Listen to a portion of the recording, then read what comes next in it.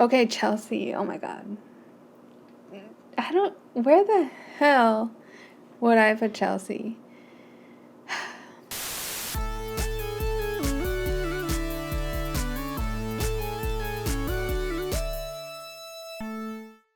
Welcome back to the Miscellaneous channel where we do miscellaneous things. I'm Zeleny. I typically cover TV, pop culture, internet trends, and other miscellaneous things on this channel, so subscribe if that's your vibe. So today is a TV/miscellaneous things kind of day, and it's more of a fun video, more chill. I just finished making a video that was a deep dive into reality TV. A lot of research went into it.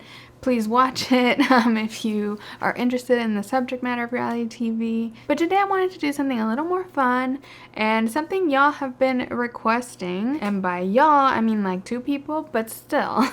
A couple of people have requested that I update my Love is Blind cast ranking. I did one of those tier maker ranking lists after season 4 aired. Based on my own scale of entertainment value, you can watch that video to see my ranking of the cast from seasons 1 through 4, but now we have had 2 additional seasons 5 and 6. And so I think now is a good time to update the ranking. I'll also make a couple of amendments to my original ranking, but I will generally keep it the same and build upon it. I think this is something I'll do maybe every couple of seasons. And I also made it a template on tier maker, so if you want to also rank the Love is Blind cast, I will link my template below that I am using. Last time I just used somebody else's and then I was having trouble finding it, so I just made my own this time, and I will try to keep it updated every couple of seasons. I'm excited to just reflect on the last 2 seasons and kind of more of a bird's eye way and get into the ranking. Here you will see my tier list from last year. I recreated it. Some photos might look different, but I made sure the order is exactly the same as my last video. Especially for season 1, they didn't really have cast photos like they do now, so I found kind of different photos for season 1ers. I did want to start off with some amendments to my previous ranking that y'all convinced me on, basically. There's a promotion and a demotion. Let me start with, I guess, the demotion first. Y'all kind of convinced me that Kwame is more coworker energy. I kind of agree with y'all. I was just a little biased. The reunion had just happened. They seemed so happy together after like questioning him all of season 4. It felt like he was so solid, and it was such a like twist kind of. In hindsight, and with some of y'all's comments, I was like, yeah, okay, he's more coworker energy. He had a redemption kind of, honestly, at that reunion, and up until now we just saw him and Chelsea at the season 6 reunion, and they seem to be doing great. So like, happy for him, rooting for him, but more coworker energy than anything. If you want to see the breakdown of what categories I went with and why, this scale is basically judging them on like entertainment value rather than like best to worst, because what does that even mean? I feel like the villains are kind of high up on my list of like good characters, but that doesn't mean they're good people, you know? I break it down in my previous video if you want to go check that out, since this is more of a part 2 update. But yeah, these are the same exact categories I used last time, and I'm going to use moving forward. So Kwame was a demotion, sorry to Kwame, but then the promotion is for Deep D, because, and let's not put her between them. Deep D, y'all convinced me. I think I had the opposite of recency bias with her, because it had been a while since her season. She was on season 2, but y'all kind of convinced me that her speech was so impactful at the time. I think now I view her more as coworker energy, but more like your work bestie. The coworker you're excited to see, and if she's out sick one day, you're upset to be at work alone. You know, that's the kind of coworker I was thinking for Deep D, because she has her podcast with Natalie, and they just like to gab and keep the girlies updated on all the Love is Blind tea. So that's why at the time I felt more of the coworker energy from her, more of like what she's up to now, the podcast, work bestie vibes. But y'all are right that when she was at the altar and she like stood up for herself and said, "I choose me," that was a very iconic moment for Love is Blind, a very important moment for women. The world needed to see her. I think y'all are right. So I've moved deep up. Those are my 2 changes and amendments. There could be others. There are some people I saw in here that I was like, why are they there? But oh well, that's how I was feeling at the time. But those are the 2 I felt most strongly convinced to move around. I don't want to go about and move everyone because then I'll be like re-ranking everybody. So this is the list we are starting with. I'm starting with someone that isn't from season 5 or 6, but wasn't in the original ranking because he wasn't important yet. But that's Josh from season 4. He just wasn't in the original template I found for this, I think. But also I think he hadn't appeared because after the altar hadn't happened. So anyway, Josh is definitely in this category, right there with Jackie. I don't want him on the TV. He acts like a toddler anytime I've seen him on camera, and I'm not for it. So easy peasy. He's a villain that does not need to be on TV. That final category is people that like, for their own good and our own good, better not to watch them on TV. Next we have Aaliyah. I really liked Aaliyah, but I was realizing now, I was like, I kind of don't remember much about her. Like, I liked her a lot, but why? She was Pod Squad, so, like, fair enough. I didn't see her that much. I do remember that. And she had, like, a thing with Uche, and they met up after. I'm gonna give her Coworker energy because I like her. Oh my god, Paul! Why is he here in Coworker energy? Okay. I feel like he's a clout chaser, though.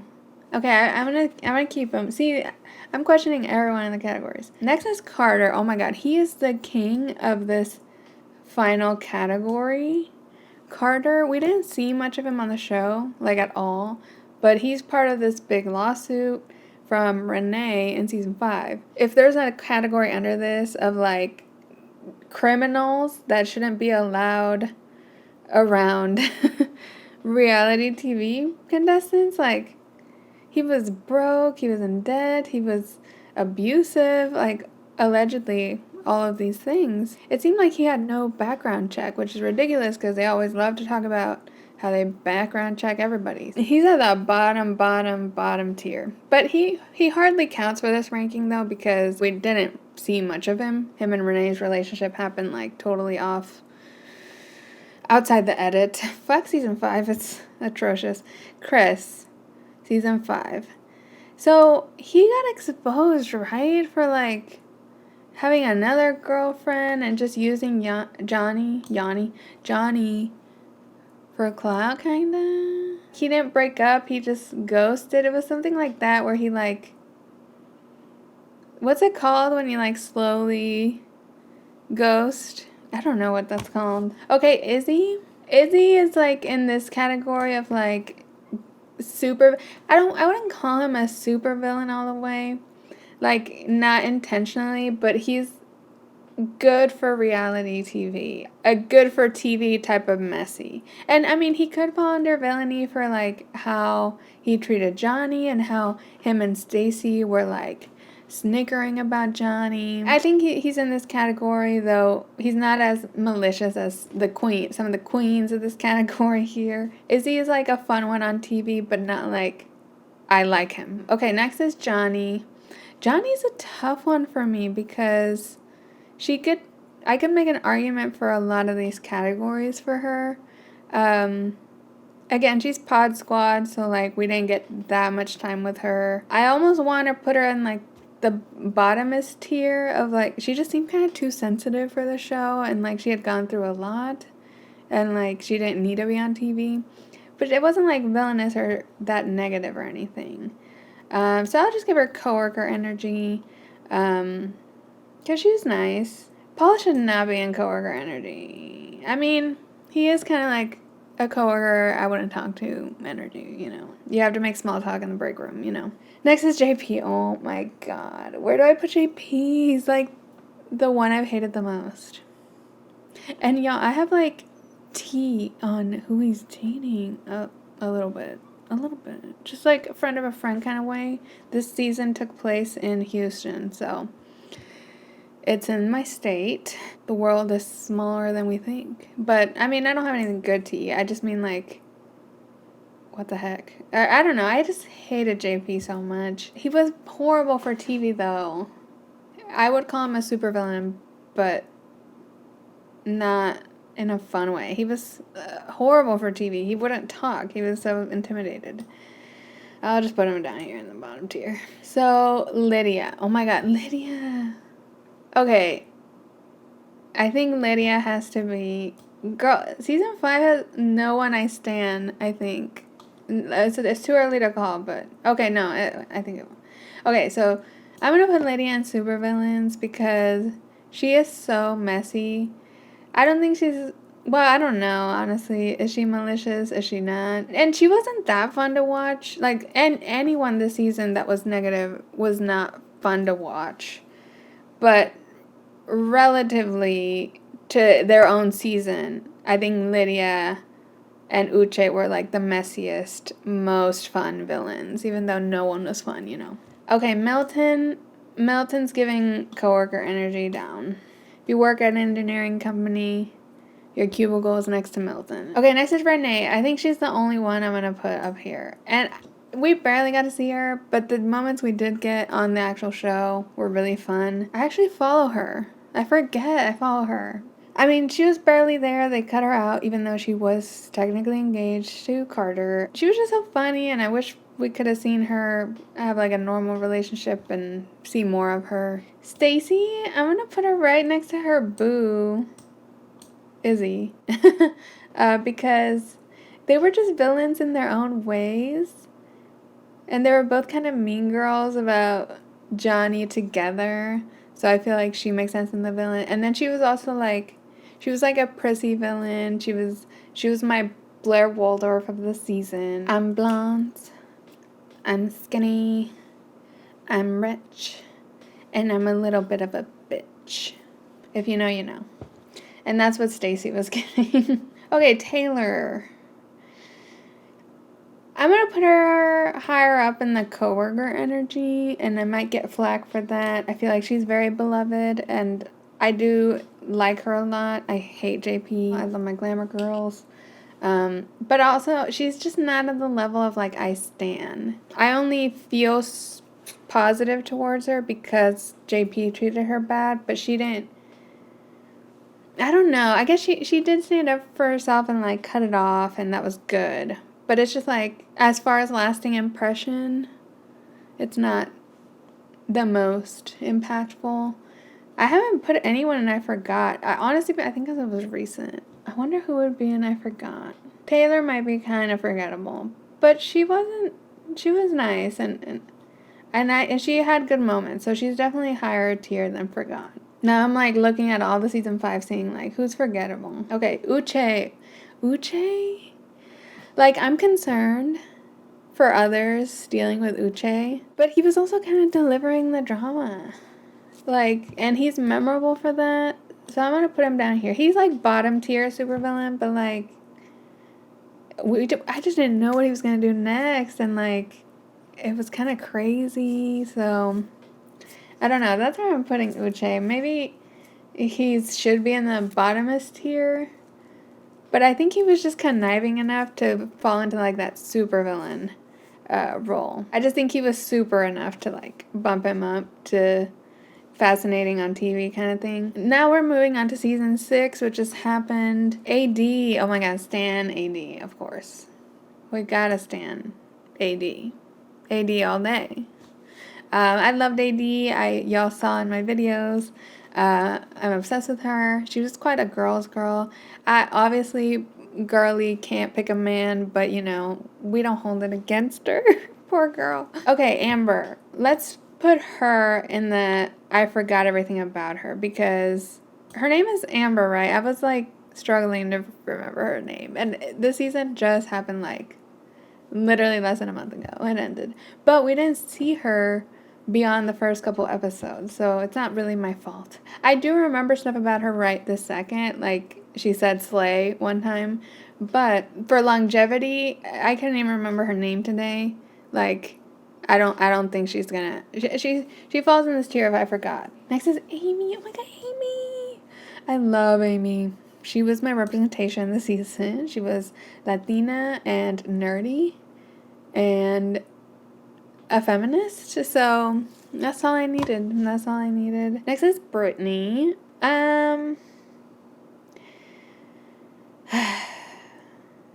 It's so funny how, like, season 5 had no one forgettable, and now I'm like, there's gonna be some forgettable in season 6, isn't there?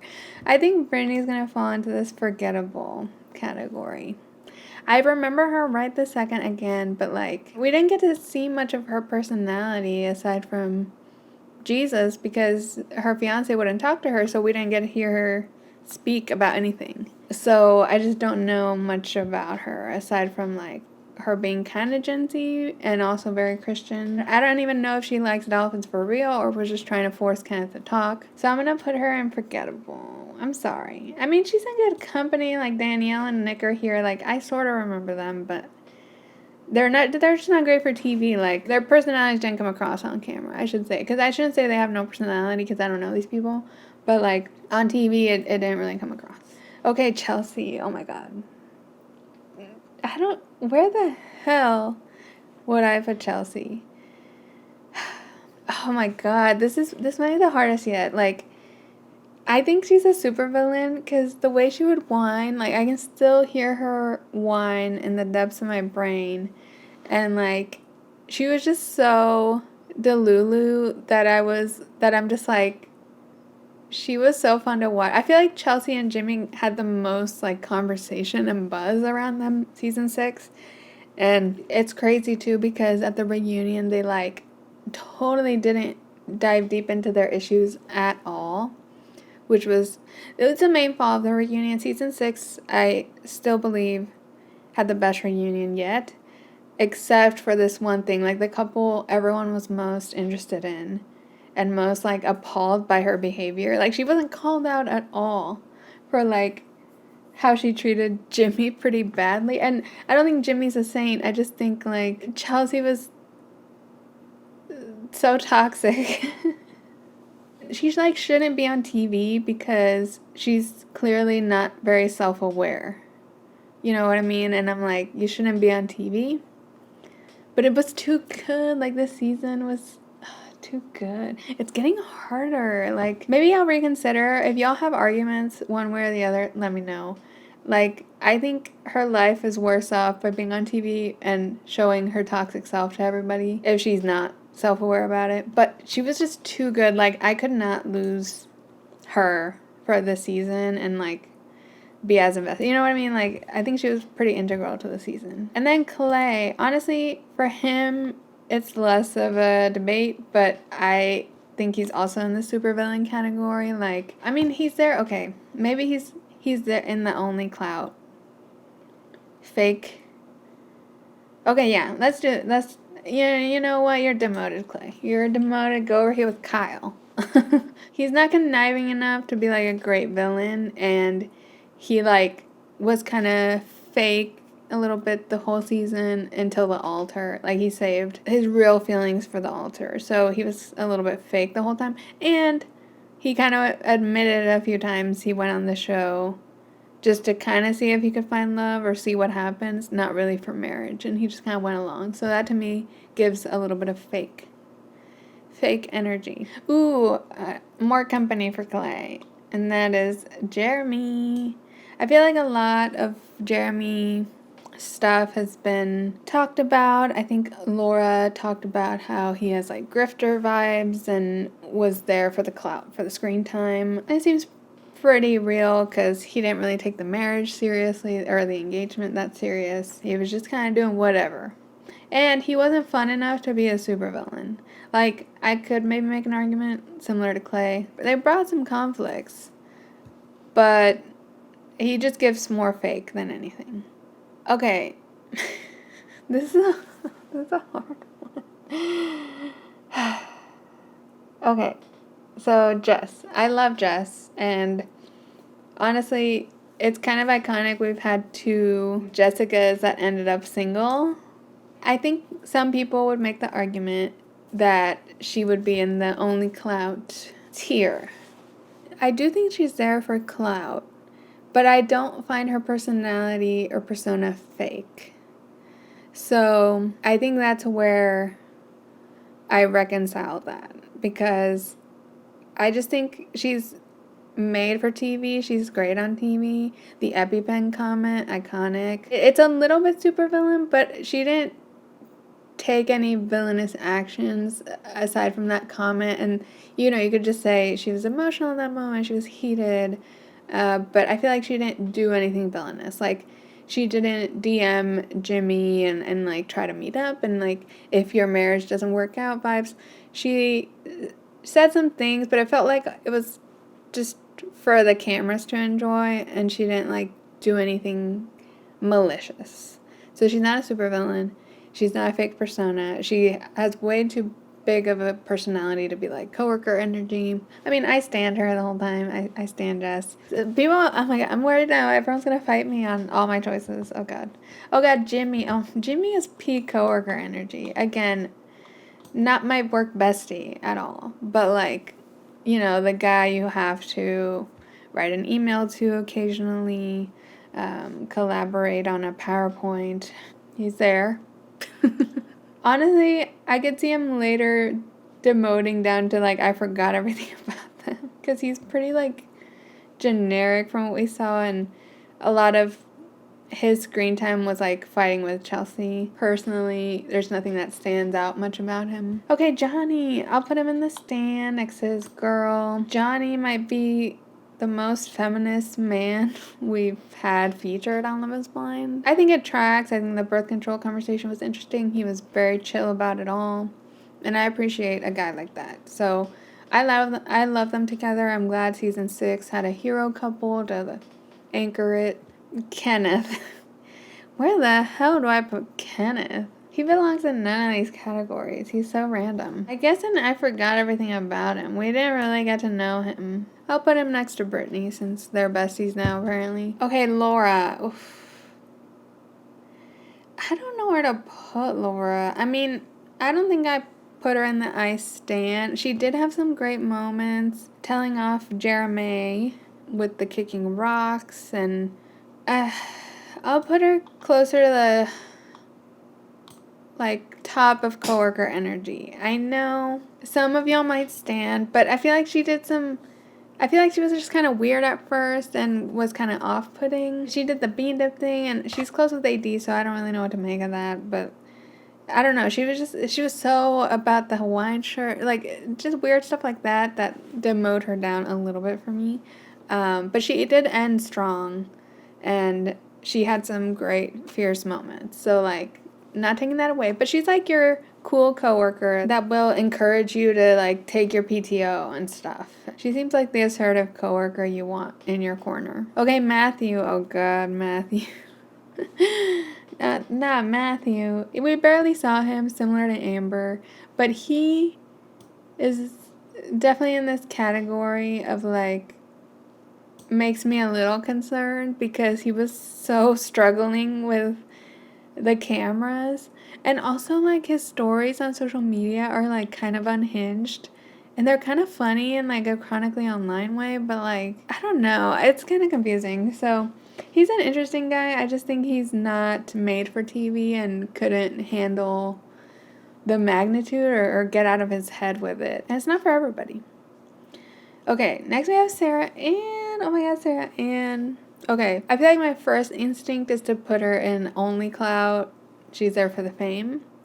But honestly, I think she's a pretty fun villain. Like, great for TV because she made choices, DM'd an engaged man, left the door open, met up with him, stayed with him till 5 a.m., defended the DM to other women, rode jet skis in front of his ex-fiancé with him. Like, I feel like it's fun villain type of stuff, and she's just willing to go there. She's like fun to hate on. I can appreciate her for that, for providing us some drama and entertainment. Obviously, I don't stan her or anything, but she feels good in this supervillain, good for TV category. Finally, oh my god, I think he's the king of this category, and that is, like, he is the king. I wish I could highlight who's the king of each category. Okay, let's play that game. Okay, the king of the category here, Trevor. Queen and king of this category is definitely Kelly and Kenny. Like, I just remember them for being unmemorable. I say it like every video. The king of this category, shit. It's a tough category, but it's Carter.